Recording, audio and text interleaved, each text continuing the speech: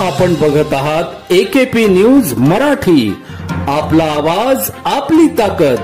Subscribe करा, share करा, like करा. AKP news Marathi.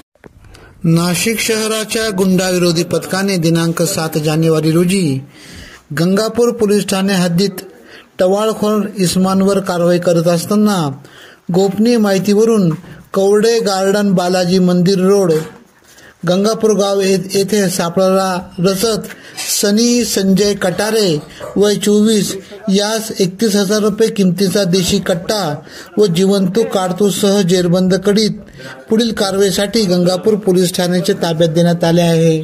सदरची कामगिरी वरिष्ठांच्या मार्गदर्शनाखाली गुंडा विरोधी पथकाचे सहाय्यक पोलीस निरीक्षक ज्ञानेश्वर मोहिते, पोलीस उपनिरीक्षक गुंजाळ सगळे, विजय सूर्यवंशी, सुनील आडके, अक्षय गांगोडे, गणेश भागवत, प्रवीण चव्हाण, अशोक अघाव, राजेश राठोड, सुनीता कवडे यांनी केली. मान्य पोलीस आयुक्त श्री संदीप कर्णिक सर यांनी गुंडाविरोधी पथकास आदेशित केले आहे की नाशिक शहरातील गुन्हेगारावर बारकाईने नजर ठेवून त्यांच्यावर कारवाई करण्याबाबत. त्या अनुषंगाने मागील 15 ते 20 दिवसापूर्वी गंगापूर गावामध्ये काही इसमामध्ये वाद झाल्याबाबत गुंडाविरोधी पथकाचे पोलीस अंमलदार अशोक आगाव यांना माहिती मिळाली होती.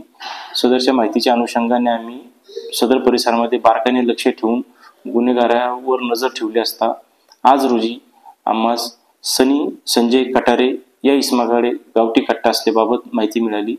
सदरची माहिती आम्ही माननीय DCP क्राईम प्रशांत बच्चाव सर, माननीय ECP crime Shri Sandeep Mitke sir यांना देऊन त्यांच्या मार्गदर्शनाखाली गंगापूर गावामध्ये सापळा रचून सनी संजय कटारे यास ताब्यात घेतले असता त्याच्याकडे एक गावठी कट्टा व एक जिवंत कारतूस मिळून आले आहे.